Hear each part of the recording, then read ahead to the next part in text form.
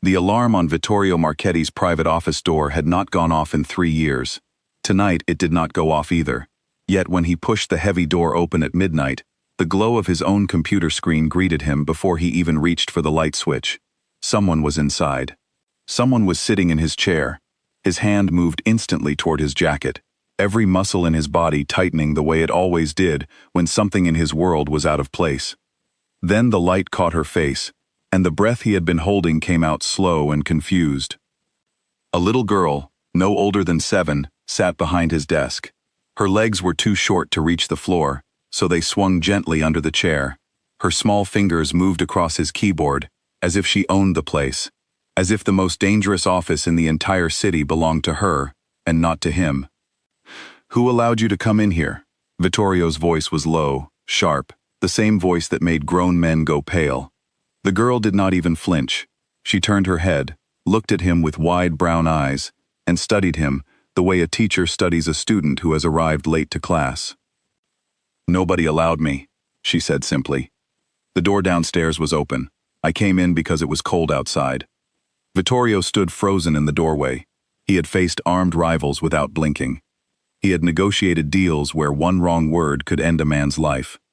But nothing had prepared him for a small girl calmly sitting in his chair, unafraid, unbothered, as if his reputation meant nothing to her at all.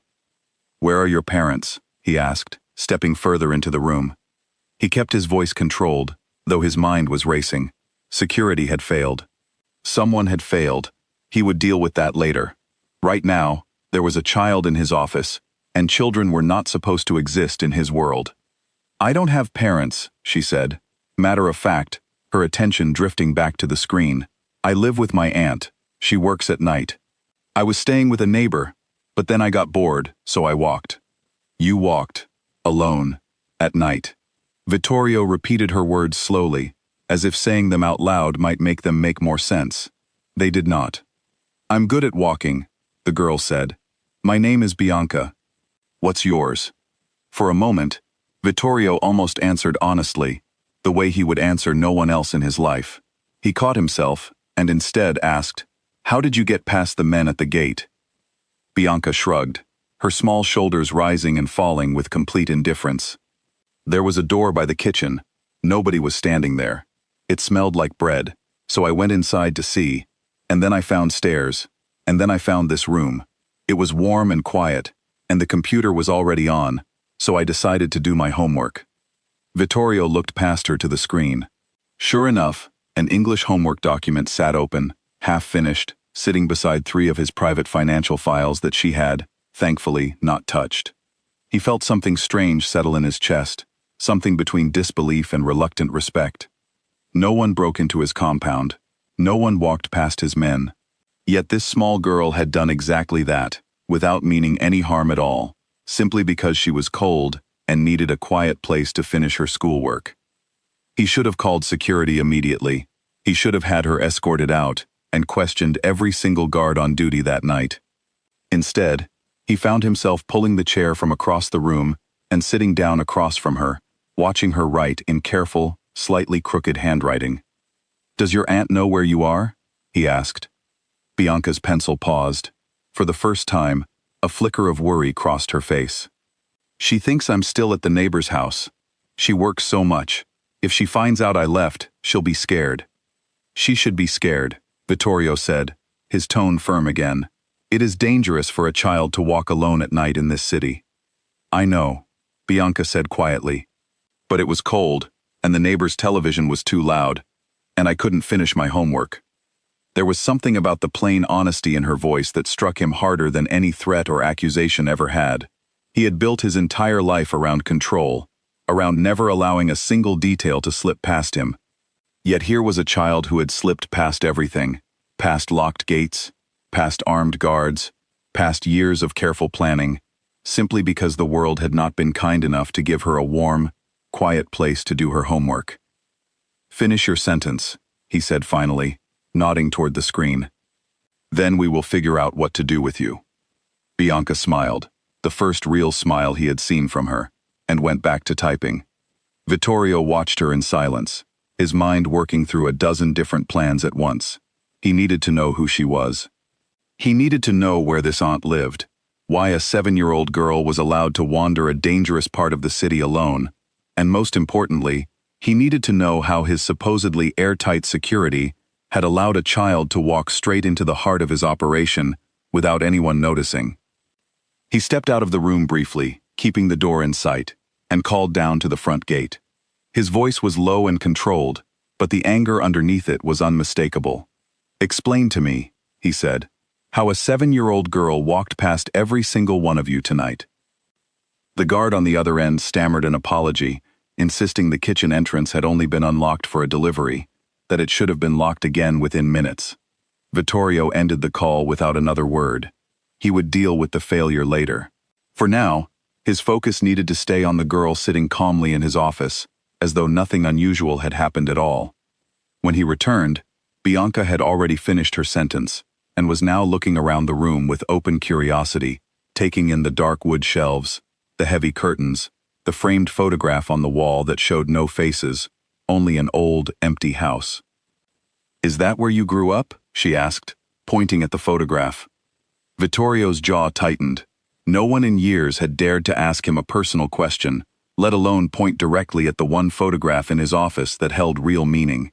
"That is not something you need to know," he said, though his voice had lost some of its earlier sharpness. "You looked sad when I asked," Bianca said simply, without any trace of malice. "I didn't mean to make you sad." He almost laughed, not because it was funny, but because nothing about tonight made sense. A child had broken into the most secure building in the city, sat in his private chair, used his private computer, and was now reading emotions off his face that even his closest men had learned never to mention. "You should not be here," he said again, though this time the words felt less like an order and more like a simple truth. "It's not safe." "Is it safe for you?" Bianca asked, tilting her head. The question caught him off guard. No one had ever asked him something so simple, so direct, without fear hiding behind it. "I make it safe," he said. "That is different." "Maybe I can make it safe too," Bianca said, going back to closing her homework document. "I finished. Can I go home now?" Vittorio studied her for a long moment. Sending her out alone into the dark streets was out of the question. He picked up his phone again, this time calling one of his most trusted men, a quiet, dependable driver named Julian, who had worked for him for over a decade. "I need a car brought around," Vittorio said. "And I need someone to find out everything about a woman raising a niece named Bianca, quietly, tonight." Bianca watched him with interest as he spoke, swinging her legs slightly under the chair.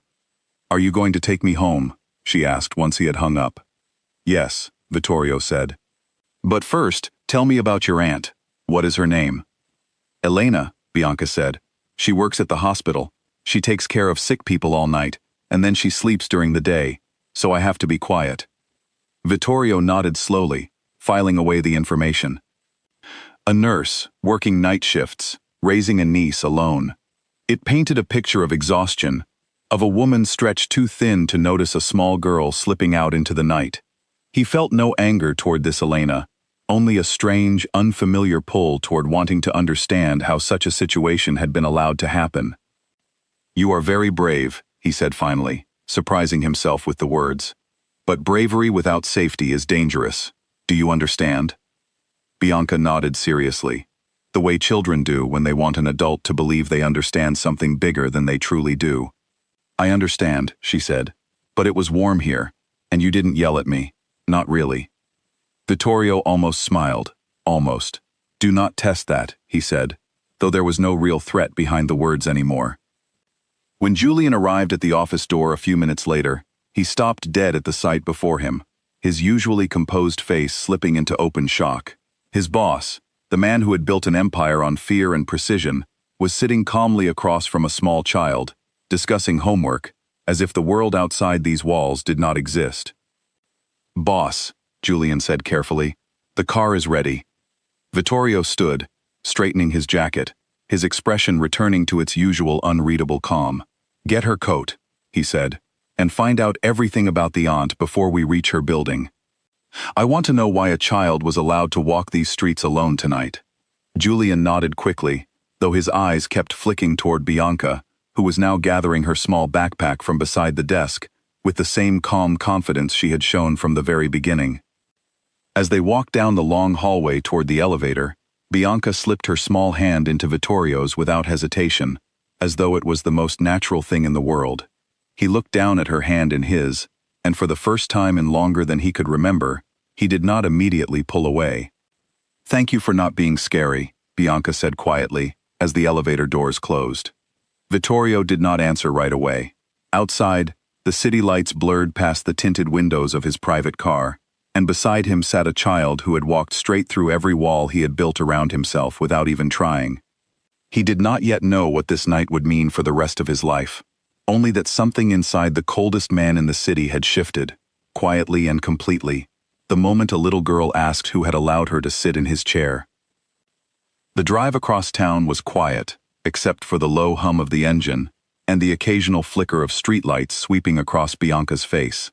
She had fallen half asleep against the car door, her small backpack clutched tightly in her lap, while Vittorio sat across from her, watching the dark city pass by outside his window.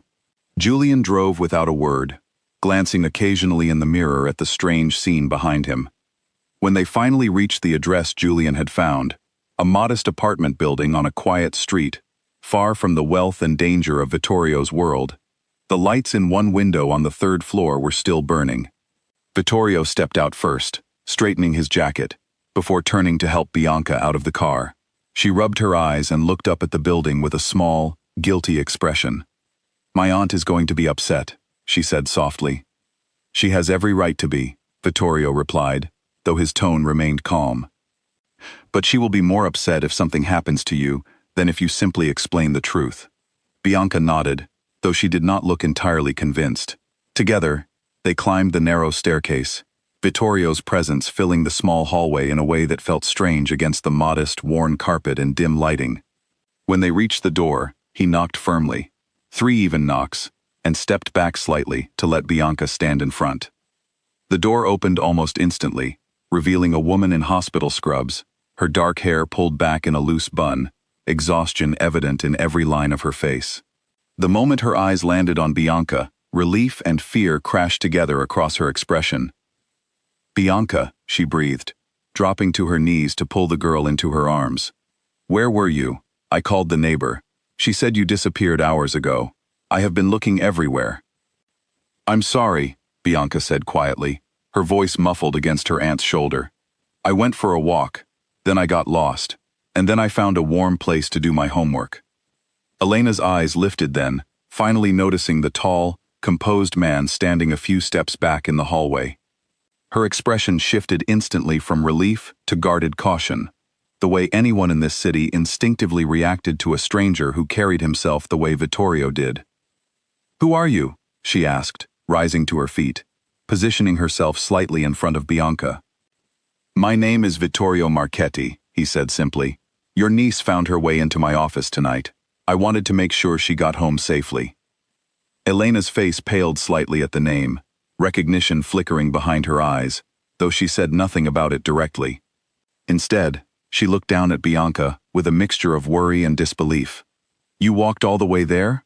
Do you have any idea how dangerous that is?" "I know," Bianca said again, her voice small. "I'm sorry." Vittorio watched the exchange in silence, taking in details the way he took in everything, quietly and completely. The apartment behind Elena was small but clean, filled with the kind of quiet order that spoke of someone doing their absolute best with very little. A framed photograph on a side table showed Bianca as a baby, held by a woman who was clearly Elena's sister, though there was no father in the picture, no explanation offered, only the quiet suggestion of a family that had been reduced to just the two of them. "Thank you for bringing her back," Elena said finally, her voice softer now, though still guarded. "I don't know how to repay you." "You don't need to," Vittorio said, "but I would like to make sure this does not happen again. Perhaps we should talk, when it is not the middle of the night." Elena hesitated, clearly uncomfortable with the idea of owing anything to a man whose name alone had made her go pale. Still, something in his tone, calm and sincere rather than threatening, made her pause before answering. "All right," she said finally. "Tomorrow, after my shift." Vittorio nodded once, satisfied, before crouching slightly to meet Bianca's eyes one last time. "No more walking alone at night," he said firmly, though not unkindly. "Understood?" Bianca nodded seriously, though a small smile tugged at the corner of her mouth. "Understood. Good night, Vittorio." He straightened, gave Elena a small nod, and turned to walk back down the narrow staircase toward the waiting car. As Julian pulled away from the curb, Vittorio glanced back once at the lit window on the third floor, where he could just make out the small silhouette of Bianca being pulled into a tight, relieved hug. For the first time in years, the empire waiting for him back across the city, the deals, the rivals, the constant weight of control, felt distant and unimportant. Something small and unexpected had shifted inside him tonight, quietly and completely, the moment a fearless little girl had looked up at him and asked nothing more than his name. The following evening, Elena arrived at the address Julian had given her, standing outside a tall iron gate that looked nothing like the neighborhood she came from. She had changed out of her scrubs into simple clothes, her nerves showing in the way she kept glancing over her shoulder at the street behind her.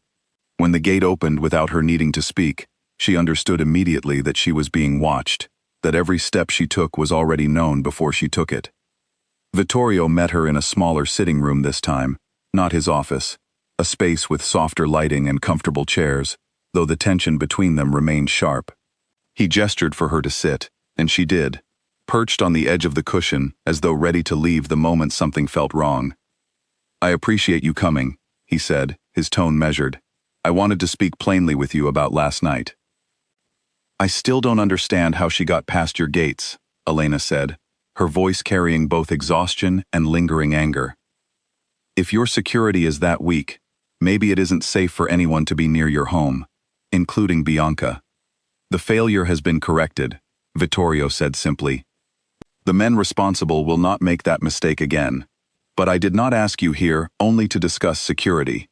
I want to understand your situation. Bianca told me she is often alone at night while you work." Elena's shoulders stiffened defensively. "I do the best I can. I work nights because the pay is better, and because daytime shifts don't leave me any time to actually be with her. My neighbor watches her, but apparently that isn't enough anymore." "I am not accusing you of anything," Vittorio said, his voice softening slightly. "I only want to help, if you will allow it." Elena studied him carefully, searching for the trap she was certain must be hidden somewhere in his offer. "People like you don't help people like me without wanting something in return," she said honestly. "That may be true of most people in my position," Vittorio admitted, "but last night, your niece sat in my office, as though she owned it, unafraid of everything I represent, and asked me nothing more than my name. I have not been able to stop thinking about it since." Something in his honesty seemed to catch Elena off guard, softening the hard line of her shoulders just slightly. "She has always been like that," she said quietly. "Fearless, sometimes too fearless. Her mother was the same way." "Was?" Vittorio asked gently. Elena's eyes dropped to her hands. "My sister passed away when Bianca was 3. It has been just the two of us since. I promised her I would always take care of Bianca, no matter what it cost me." Vittorio was quiet for a moment, absorbing the weight of her words. He understood loss, understood the particular kind of promise made in grief, the kind that reshaped an entire life around protecting what remained. "Then let me help you keep that promise," he said finally. "I can arrange for someone trustworthy to stay with Bianca on the nights you work. Someone who will make sure she never has a reason to wander alone again." Elena hesitated, torn between pride and practicality. "I can't afford that kind of help," she said. "I did not offer it as something you would need to afford," Vittorio said simply. "Consider it a thank you for the reminder Bianca gave me last night. One I did not know I needed." Elena studied him for a long moment, clearly still uncertain about accepting anything from a man whose reputation preceded him in ways she did not fully understand. Eventually, though, exhaustion and love for her niece won out over pride. "All right," she said softly. "But I want to meet whoever it is myself, before they are ever alone with her." "Of course," Vittorio agreed. Over the following days, life inside the compound quietly adjusted around the presence of a small girl, who had never truly left, even after that first night. Bianca returned, first for short visits arranged carefully between Elena's shifts, then more often, as Elena slowly allowed herself to trust the strange, careful kindness Vittorio kept extending toward her family. His men, hardened and unreadable in every other circumstance, found themselves quietly rearranging their routines around a child who wandered the halls asking questions no one else dared to ask. "Why do you have so many guards?" Bianca asked one afternoon, trailing beside Vittorio as he walked the perimeter of the property, a habit he rarely allowed anyone to interrupt.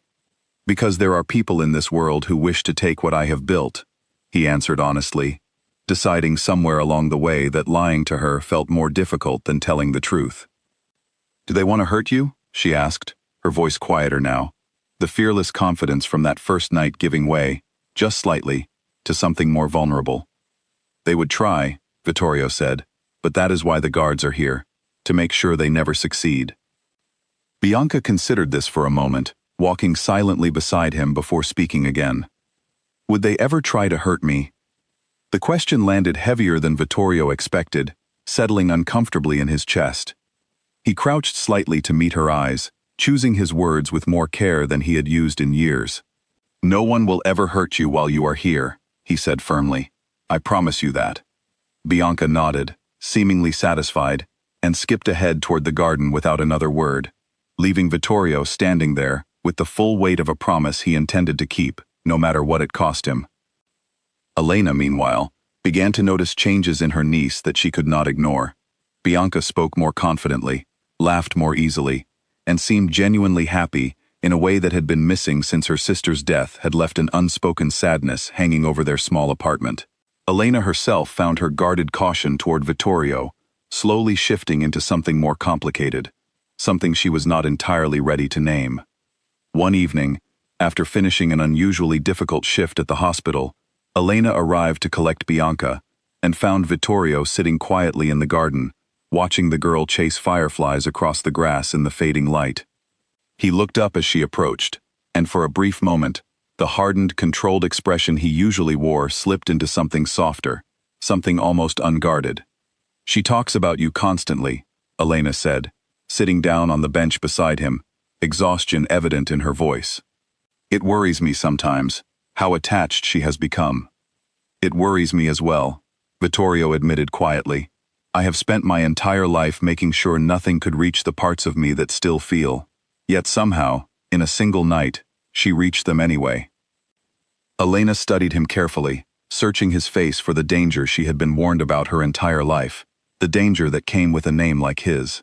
Instead, she found only quiet honesty, and something that looked remarkably like fear, not of enemies or rivals, but of caring too deeply about something he could lose. Days later, Elena finally agreed to meet the woman Vittorio had chosen to help with Bianca on the nights she worked. Her name was Priya, a retired schoolteacher, with a gentle manner and sharp, watchful eyes that missed nothing.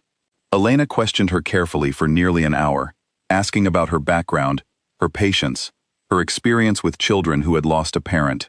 Priya answered every question with calm honesty, and by the end of the conversation, Elena felt something in her chest loosen that had been tight for years. "She is kind," Bianca whispered to Elena afterward, tugging at her sleeve. "I like her already." "You like everyone," Elena said, smiling despite herself, though the smile did not fully reach her tired eyes. That night, walking Bianca out to the car, Elena found herself standing beside Vittorio near the front steps, both of them watching the girl skip ahead toward Julian, who had taken to teaching her simple card games during the long waits between errands. "Thank you," Elena said quietly, "for Priya, for all of it. I know I have been difficult to convince." "You have been careful," Vittorio corrected gently. "There is a difference. A child in your position deserves someone careful." Elena glanced sideways at him, studying the sharp lines of his face, the quiet control that never seemed to fully leave him, even in soft moments like this one. "Can I ask you something?" she said. "You may. Why does this matter so much to you?" "A stranger's niece, sneaking into your office one night. Most men in your position would have simply had her removed and forgotten about it by morning." Vittorio was quiet for a long moment, watching Bianca laugh at something Julian had said. "I grew up in a house very different from this one," he said finally. "Cold, silent. No one asked me questions the way she does. No one looked at me without fear or calculation in their eyes. When she asked who allowed her to sit in my chair, she was not afraid of the answer. She simply wanted to know. I had forgotten what that felt like, to be looked at that way." Elena said nothing for a moment, letting his words settle between them. "That's the most honest thing anyone in this city has ever said to me," she admitted quietly. "This city does not reward honesty," Vittorio said. "But I find I no longer care as much about that as I once did." Over the following 2 weeks, a quiet rhythm formed between the three of them, one that none of them could have predicted the night Bianca first wandered through an unlocked kitchen door. Elena worked her shifts, knowing her niece was safe, cared for by Priya during the late hours, and often visited by Vittorio himself, who found excuses to walk past the garden whenever Bianca was outside. Bianca, for her part, treated the enormous compound as though it had always been a second home, mapping out her favorite hiding spots and befriending nearly every guard on the property, much to their quiet amusement. Vittorio's inner circle noticed the change in him long before he was willing to admit it to himself. Julian mentioned once, carefully, that the boss had not raised his voice in nearly 2 weeks, an unusual record by anyone's account. Another of his men noted that meetings which once ran cold and clipped now occasionally paused for Vittorio to glance toward the window, checking whether Bianca's laughter could still be heard from the garden below. It was during one such meeting, in fact, that the first quiet signs of trouble began to surface. A trusted contact from across the city arrived with unsettling news, delivered in a low, careful voice meant to avoid alarming anyone who might overhear. "There has been movement from the Cassano side," the contact said.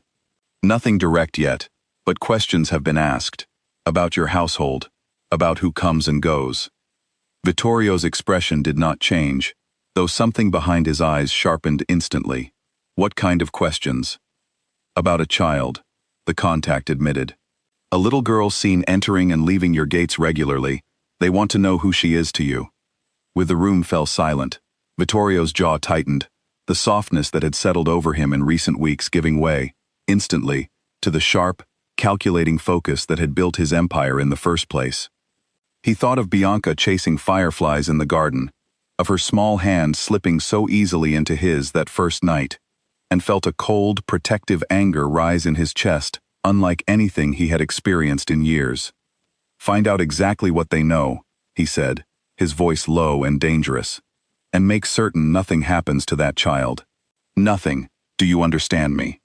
The contact nodded quickly, unsettled by the intensity in his employer's voice, an intensity that had clearly grown sharper, not weaker, because of the small girl who had wandered into his office weeks ago, looking for nothing more than a warm, quiet place to finish her homework.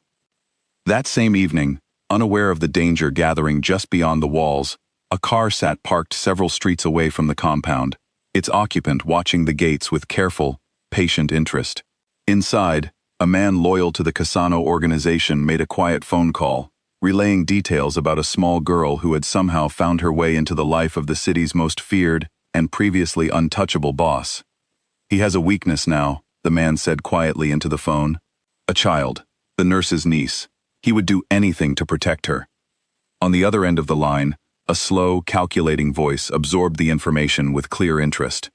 "Then perhaps," the voice said, "it is time we found a way to make use of that weakness." Back in the garden, Bianca laughed brightly as she caught a firefly gently between her small hands, completely unaware of the danger, quietly gathering just beyond the walls that had, until now, always kept her safe. Elena noticed the shift in Vittorio almost immediately, though he tried carefully to hide it from her. His visits to the garden became shorter, more distracted, his eyes constantly scanning the tree line along the edge of the property. Extra guards appeared overnight, stationed at points she had never noticed before. When she asked him directly one evening, standing in the quiet hallway outside the room where Bianca slept during her longer visits, he did not try to lie to her. "There are people who have noticed Bianca's presence here," he said carefully. "People from a rival family. I do not yet know their intentions, but I intend to make certain nothing happens to her." Elena's face drained of color. You told me she would be safe here, she said, her voice trembling slightly with barely controlled fear. You promised. She is safe, Vittorio said firmly. I have doubled security. Every person who enters this property is now checked twice. I will not allow anything to happen to her. This is exactly what I was afraid of, Elena said, stepping back from him, her arms wrapping protectively around herself. The moment I let her get close to your world, I put her in danger.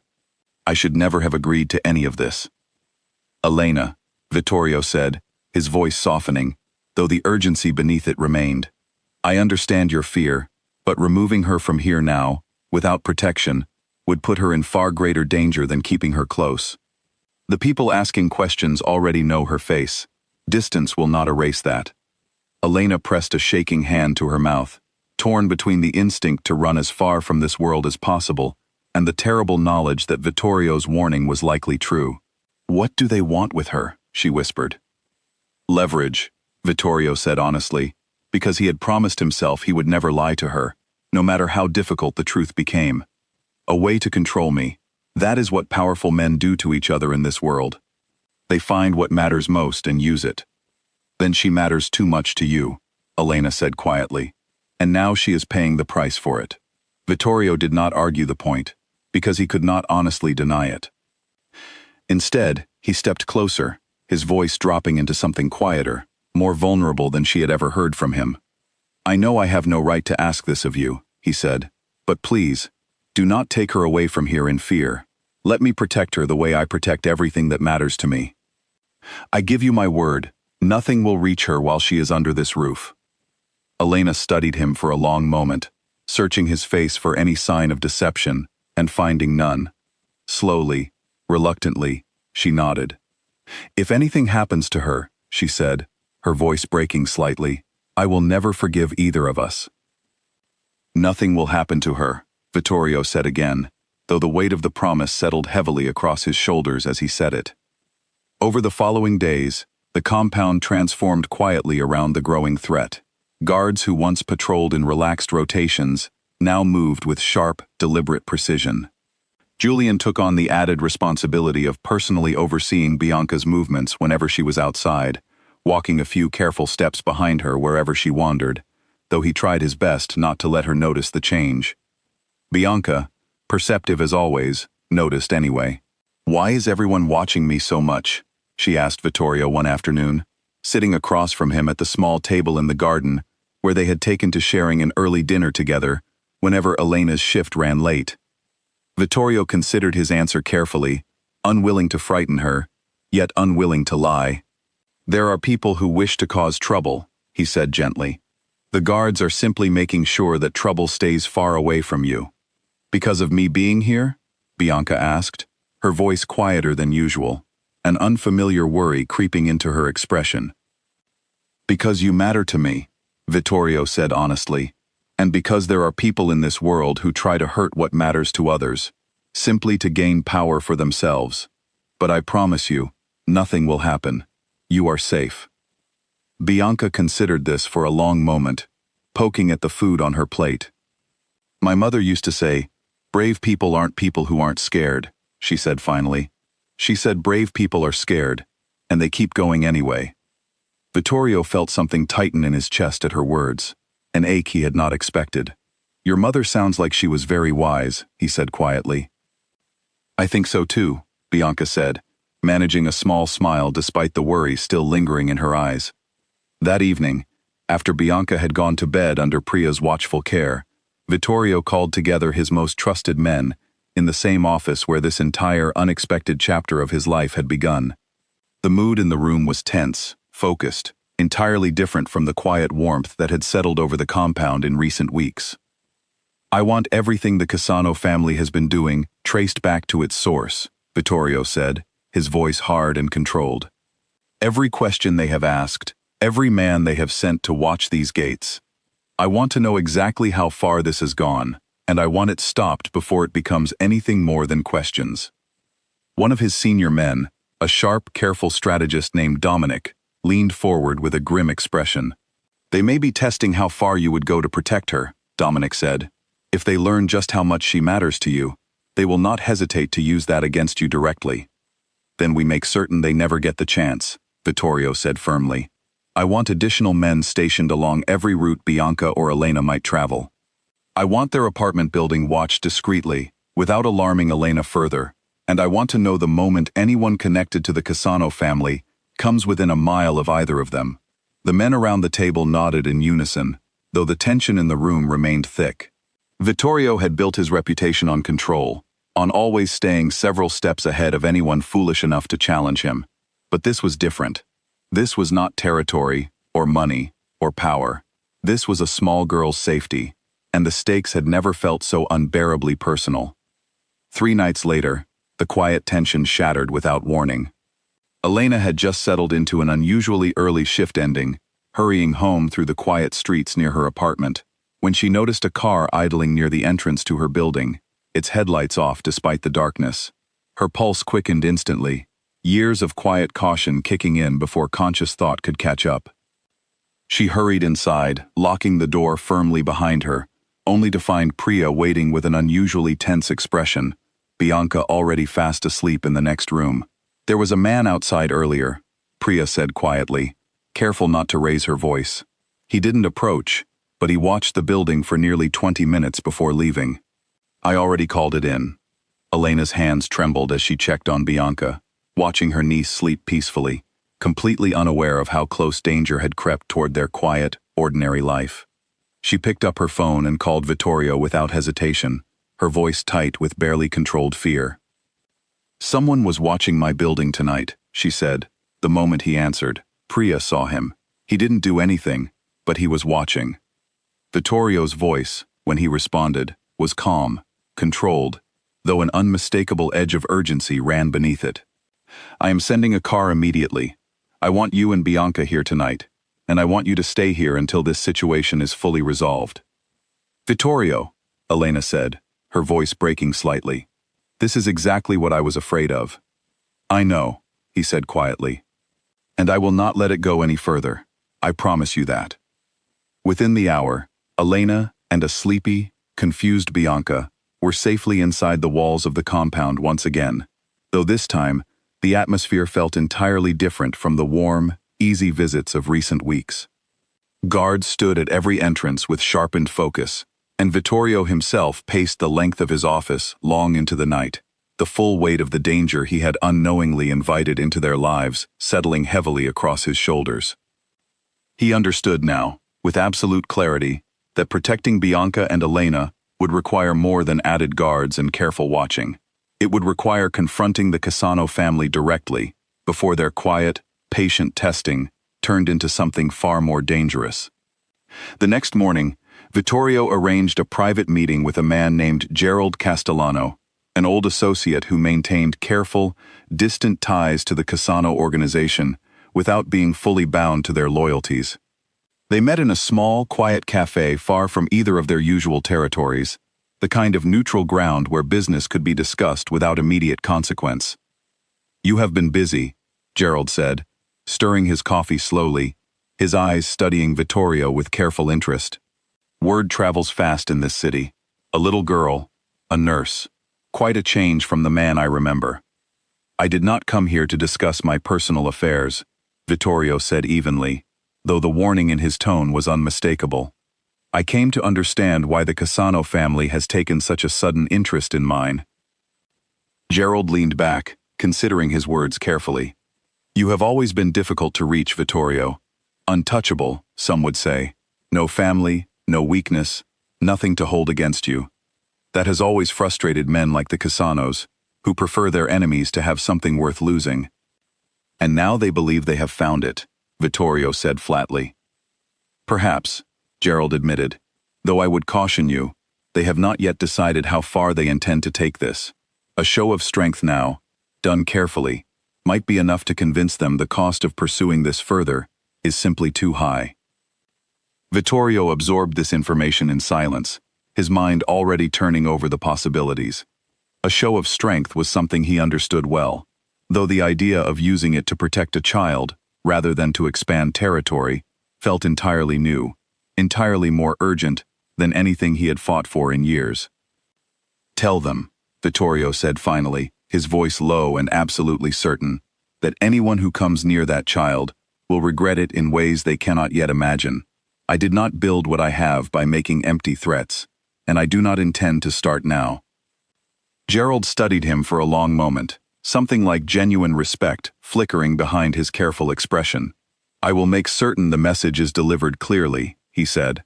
Though I suspect, knowing the Casanos, they may wish to test the truth of it themselves before believing it entirely. That warning proved accurate far sooner than Vittorio would have liked. 2 days later, while Bianca remained safely within the compound under Priya's watchful care, Elena insisted on returning briefly to her apartment to collect a few of Bianca's belongings, accompanied by 2 of Vittorio's most trusted guards. The visit was meant to be quick, careful, and unremarkable. It was anything but. As Elena stepped out of the building with a small bag in hand, a second car pulled up sharply along the curb, blocking the path of Vittorio's waiting vehicle. 2 men stepped out, unfamiliar, deliberately calm in a way that immediately set off every instinct of danger in the guards accompanying her. Mrs. Belandi, one of the men said smoothly, addressing Elena by a name that was not even hers, testing to see how much she would correct him, how much information she might unknowingly reveal. We only wanted to ask a few questions about the little girl staying with you.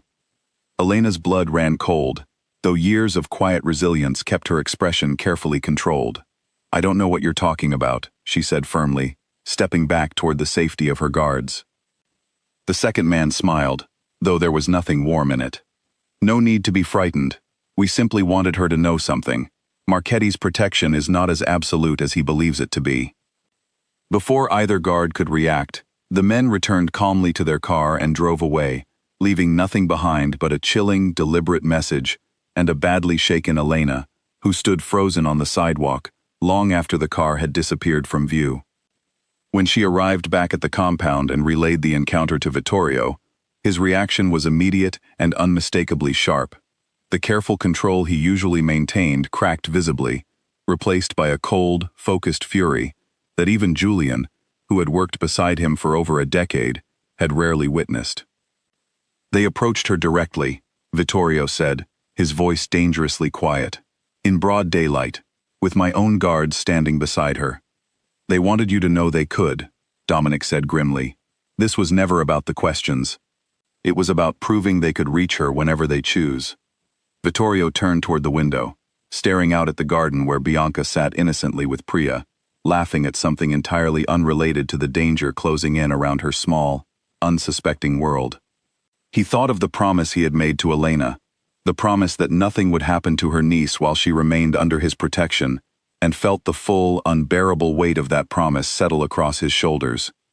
Increase security around the apartment permanently, he said finally, his voice hard and resolute. And begin preparing everything necessary for a direct confrontation. I will not wait for them to test my limits again.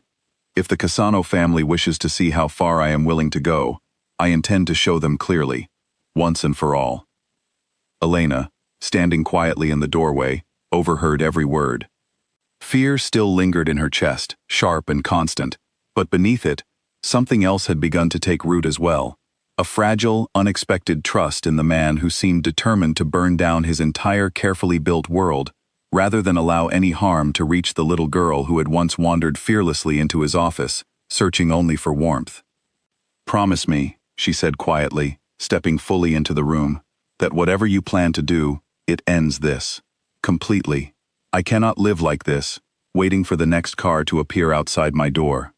Vittorio turned to face her, his expression softening, despite the storm still raging behind his eyes. I promise you, he said firmly, this ends completely, one way or another. Outside, unaware of the quiet storm gathering around her, Bianca laughed brightly in the fading afternoon light, her fearless spirit still untouched by the danger her presence had unknowingly stirred within the coldest, most guarded man in the entire city. By the following week, Elena and Bianca had settled fully into the compound, their small apartment left temporarily behind, under Vittorio's insistence that neither of them return until the threat from the Casano family had been completely resolved.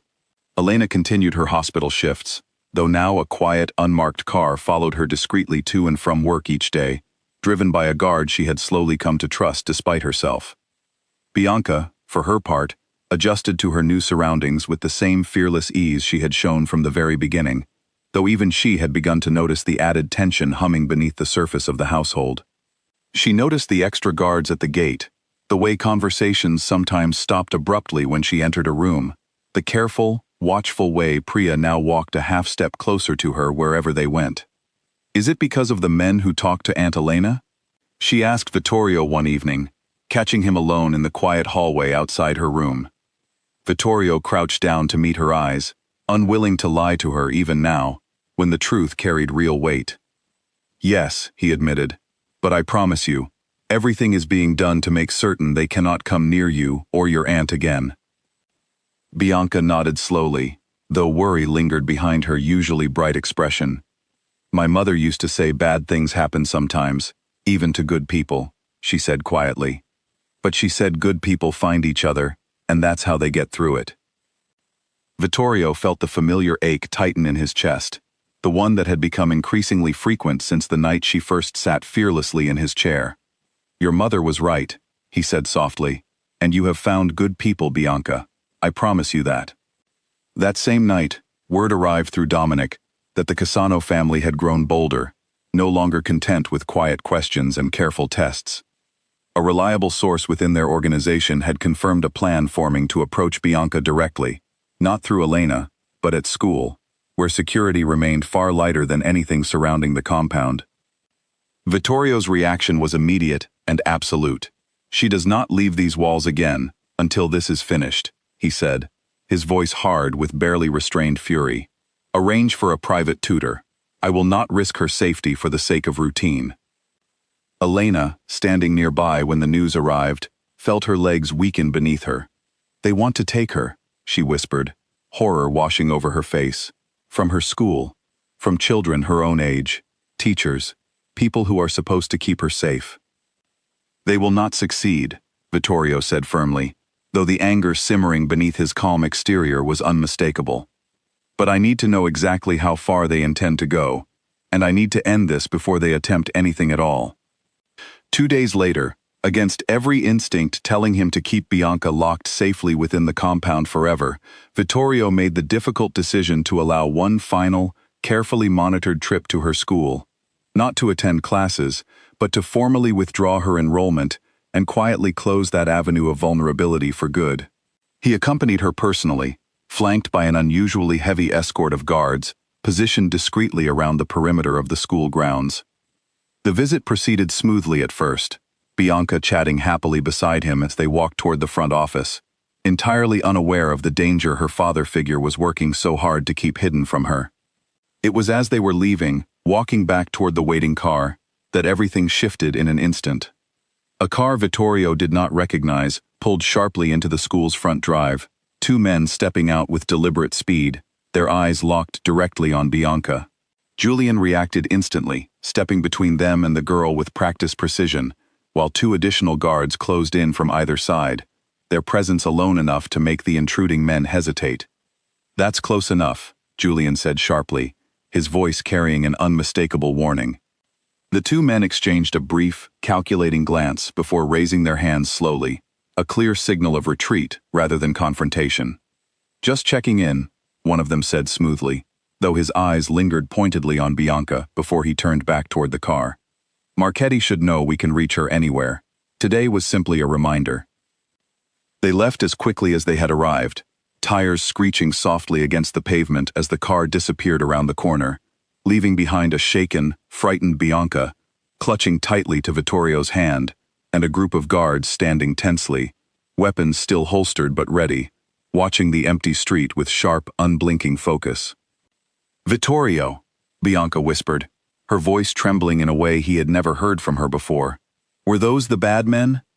He knelt down immediately, pulling her gently but firmly into his arms, something he had never allowed himself to do so openly in front of his men before.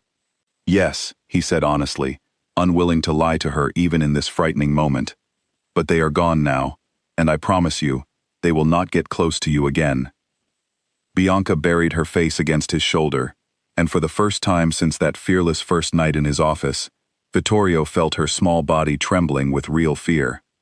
The sight of it broke something loose inside him, some final, hesitant piece of restraint that had kept him from fully committing to what needed to happen next. Back at the compound, with Bianca safely settled under Priya's careful watch, Vittorio called together every trusted man under his command, his expression colder and more resolute than any of them had seen in years. They came for her at her school, he said, his voice low and dangerous, cutting through the tense silence of the room. In broad daylight, in front of guards, in front of other children, this ends now. Dominic leaned forward, his expression grim but steady. What do you want us to do? I want the Cassano family to understand, completely and without any doubt, exactly what it means to threaten what belongs to me, Vittorio said. Arrange a meeting, direct. I will speak with them myself. That's dangerous, Julian said carefully. They may see it as an opportunity rather than an olive branch. Then they will learn quickly how wrong that assumption is, Vittorio said flatly. I have spent my entire life building power that no one dared to challenge. I did not build it to watch it fail the one time it mattered most. The meeting was arranged for 2 nights later, in careful, neutral territory, surrounded by enough of Vittorio's men to make any attempt at betrayal an obvious and costly mistake. Elena, informed of the plan only after every detail had been finalized, confronted him fiercely the evening before, fear and anger mixing dangerously in her voice. You're walking directly into danger, she said, pacing anxiously across the small sitting room, where Bianca now slept peacefully upstairs, unaware of the tension gripping the household below. What if something happens to you? What happens to her then? Nothing will happen to me, Vittorio said, though the certainty in his voice was tempered by the genuine concern reflected in her eyes. But something will happen to them, if they do not understand, clearly and permanently, that Bianca is not a weakness to be exploited. She is protected, absolutely, no matter the cost. Elena stopped pacing, studying him with an expression that had slowly shifted, over these tense and frightening weeks, from cautious distrust into something far deeper, far more complicated than either of them had expected. Be careful, she said quietly. Please, for her sake, and, if I am honest, for mine as well. Vittorio stepped closer, reaching out to gently take her hand, an act of quiet tenderness, entirely foreign to the man who had once ruled his world through fear alone. I intend to come back, he said softly, to both of you. I give you my word.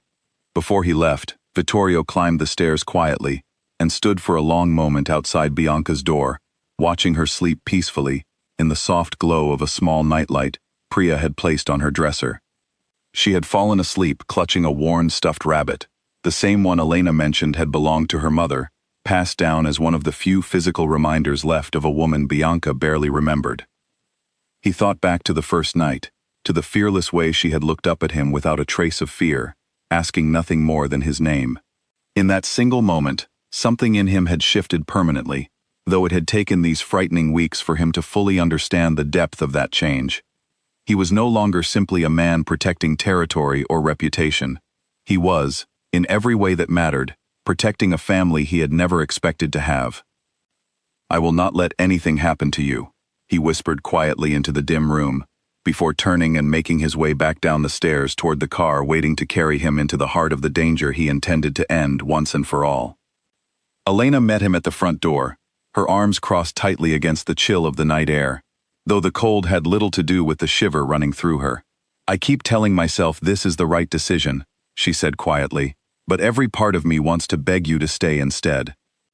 If I stay, Vittorio said gently, they will only grow bolder. Believing fear alone keeps me from confronting them directly. That fear would put both of you in more danger, not less. Elena nodded slowly, though tears gathered unshed in her eyes. Then go, she said, her voice barely steady. But come back to us. Both of you matter to me now. I did not expect that, but it's true. Vittorio reached out, gently brushing a stray tear from her cheek, before she could stop it from falling. I intend to, he said softly. I have far too much waiting for me here to allow anything less. The drive toward the meeting point passed in tense silence, Julian focused entirely on the road, while Dominic reviewed final details of the arrangement beside him. The location, an old warehouse district long considered neutral ground between rival families, sat quiet and still beneath a heavy night sky, though the tension hanging over it felt anything but calm. When they arrived, several cars belonging to the Cassano organization already waited, their headlights cutting sharp beams through the darkness. A tall, composed man stepped forward from the group, his expression carrying the same calculating patience Vittorio had come to expect from every report he had received over the past several weeks. "Marchetti," the man said evenly, "I admit, I did not expect you to come yourself." "I do not send others to handle matters this personal," Vittorio replied, his voice cold and controlled, though the fury simmering beneath the surface remained unmistakable to anyone paying close attention. "Personal," the man repeated thoughtfully, an interesting word, coming from a man who built his entire reputation on having nothing personal left to lose. "It seems that has changed." "It has," Vittorio admitted flatly. "And you would do well to understand exactly what that means before this conversation continues any further." The man studied him for a long moment, weighing the calm, absolute certainty in Vittorio's tone against the reputation that had made him untouchable for so many years. Around them, guards from both sides stood tense and ready, the fragile neutrality of the location the only thing preventing the quiet standoff from escalating into something far more dangerous. "We only wish to understand your priorities," the man said carefully. "A man without weakness is difficult to negotiate with. A man with something to protect becomes, shall we say, more predictable."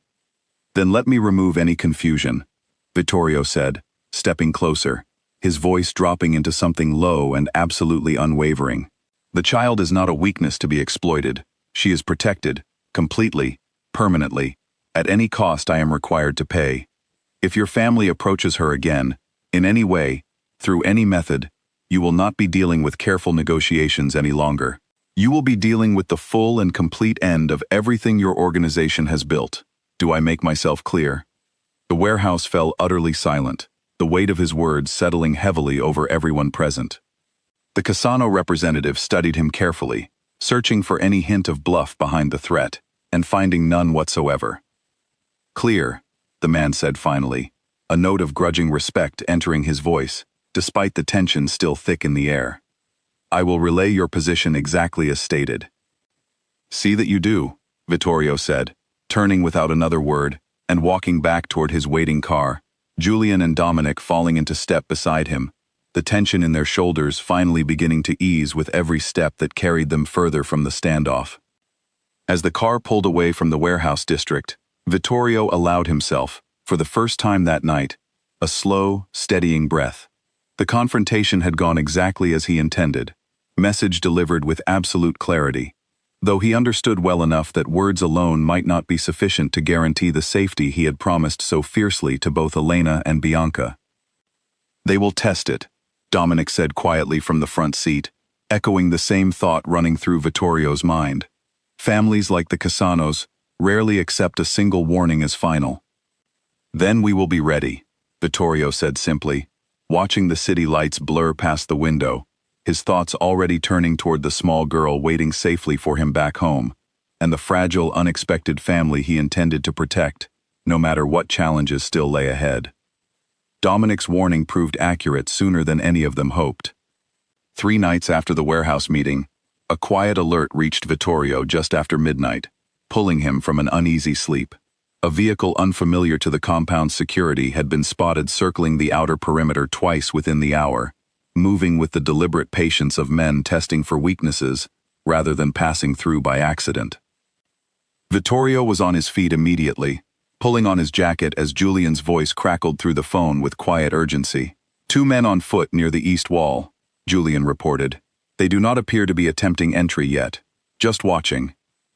"Do not engage unless they cross the perimeter," Vittorio ordered, already moving down the hallway toward the security room, his mind sharp and focused despite the late hour. "I want eyes on every possible entry point. If this is another test, I want them to see exactly how prepared we are." Within minutes, the entire compound had shifted into quiet, controlled readiness. guards positioned at every vulnerable point, without a single raised voice or visible sign of panic that might alert Bianca or Elena to the danger unfolding just beyond their walls. Vittorio himself moved calmly but purposefully through the halls, checking each position personally, his years of discipline holding steady, even as every protective instinct in him screamed to run straight to Bianca's room. He found Elena already awake, standing anxiously near the top of the stairs, having sensed the shift in atmosphere despite no one having told her directly. "What's happening?" she whispered, her voice tight with barely controlled fear. "Someone is testing our perimeter," Vittorio said honestly, unwilling to hide the truth from her even now. "Stay with Bianca. Keep her calm if she wakes. I will handle this." Elena caught his arm before he could move past her, her grip surprisingly firm despite the fear evident in her eyes. "Be careful," she said softly. "We need you to come back from this too." Vittorio nodded once, something steady and reassuring passing between them despite the tension of the moment, before continuing down toward the security room, where Julian and Dominic waited with the latest updates. The two men near the east wall lingered for nearly 20 more minutes, their movements cautious and deliberate, before finally retreating back toward a car parked several streets away. No attempt was made to breach the perimeter, no direct confrontation occurred, yet the message remained clear enough. The Cassano family had not been fully deterred by Vittorio's warning. They intended to keep testing, keep searching for the smallest crack in his defenses, until they found one worth exploiting. "This cannot continue indefinitely," Vittorio said the following morning, gathered once again with his most trusted men in the same office where everything had begun weeks earlier. "Every night they test us is another night Bianca and Elena live in fear inside their own home. I want this resolved completely, not managed indefinitely." Dominic exchanged a careful glance with Julian before speaking. "There is one option," he said slowly. "A direct approach to the head of the Cassano family himself, rather than his representatives.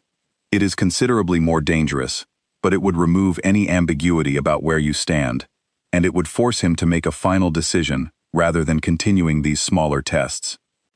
Vittorio considered this carefully, weighing the risk against the unbearable alternative of watching fear slowly erode the fragile happiness that had settled over his household in recent weeks. "Arrange it," he said finally. "I will meet him directly. And I want him to understand, without any doubt, that continuing this path will cost him considerably more than he stands to gain." The meeting was arranged for 2 days later, in a private, heavily secured location, chosen jointly by both sides, a rare and significant gesture, reflecting the seriousness both families now placed on resolving the growing tension between them. Vittorio spent the time leading up to it carefully, dividing his attention between final preparations and precious, quiet moments, with Bianca, who had grown increasingly aware, despite everyone's best efforts, that something serious was unfolding around her. "Are you going somewhere dangerous?" she asked him directly the evening before, her small hand resting on his arm as they sat together in the garden, the fireflies beginning their slow, familiar dance across the darkening grass. Vittorio considered lying, considered offering some gentle, protective half-truth, the way many adults might. Instead, he chose honesty, the same honesty that had defined every moment of their relationship since that first fearless night. "Yes," he admitted quietly. "But I am doing it to make certain nothing dangerous ever comes near you again." Bianca studied him with the same serious, thoughtful expression she had worn that very first night, sitting fearlessly in his chair. "Then be brave," she said simply. "Even if you're scared. That's what my mother would say." "I will," Vittorio promised, pulling her gently into a hug, memorizing the warmth and simplicity of the moment before the difficult days ahead. The meeting itself took place in careful, measured silence, both sides acutely aware of the fragile balance being negotiated. Vittorio sat across from the head of the Cassano family, an older, sharp-eyed man whose calm demeanor concealed decades of calculated ruthlessness. Between them lay the simple, undeniable truth that had brought them to this point.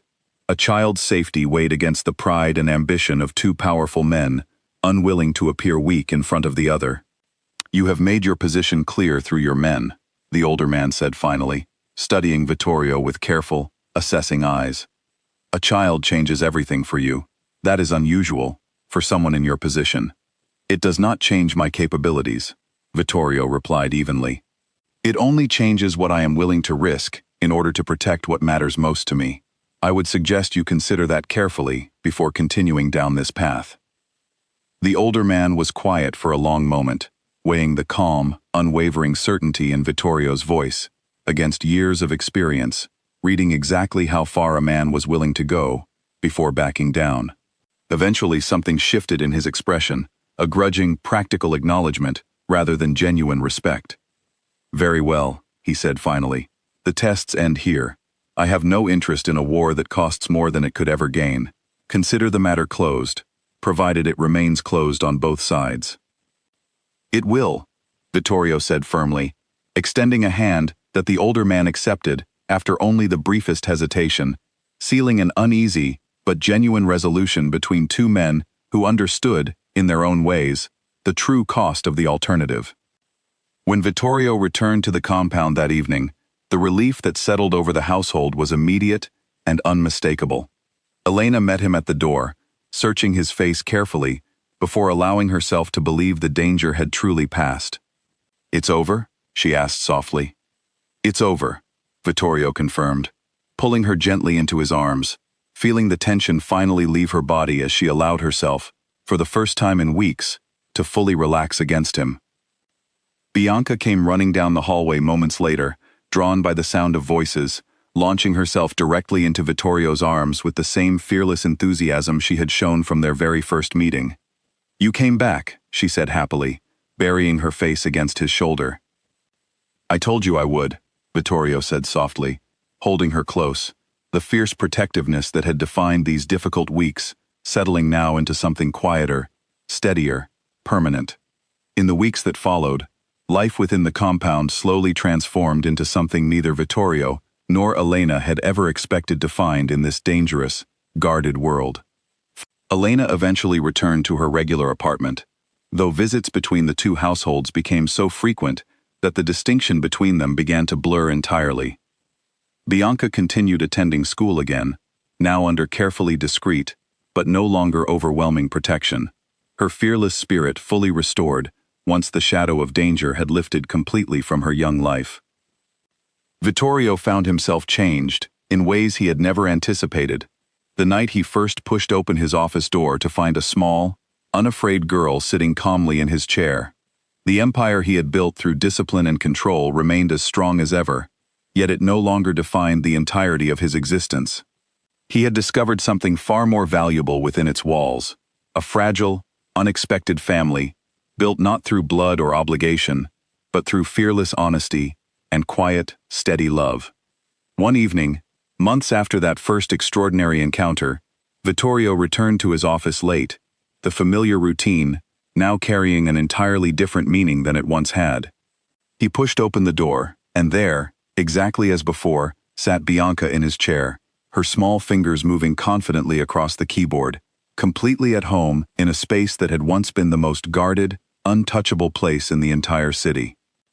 She looked up at him with a bright, familiar smile, no longer an intruder, no longer a stranger who had wandered fearlessly into danger, but simply a beloved and permanent part of the life he had never known he wanted, until she asked him, so simply and so fearlessly, who had allowed her to come in. Finished my homework already, she announced proudly, closing the laptop with a satisfied grin. Can we go find Aunt Elena now? She said dinner would be ready soon. Vittorio smiled, a rare and genuine expression that had become far less rare in recent months, and held out his hand toward her. Let's go, he said softly. Family should never keep each other waiting. And together, hand in hand, they walked out of the office that had once symbolized nothing but cold, guarded power, now transformed permanently into the quiet, warm heart of a family neither of them had ever expected to find.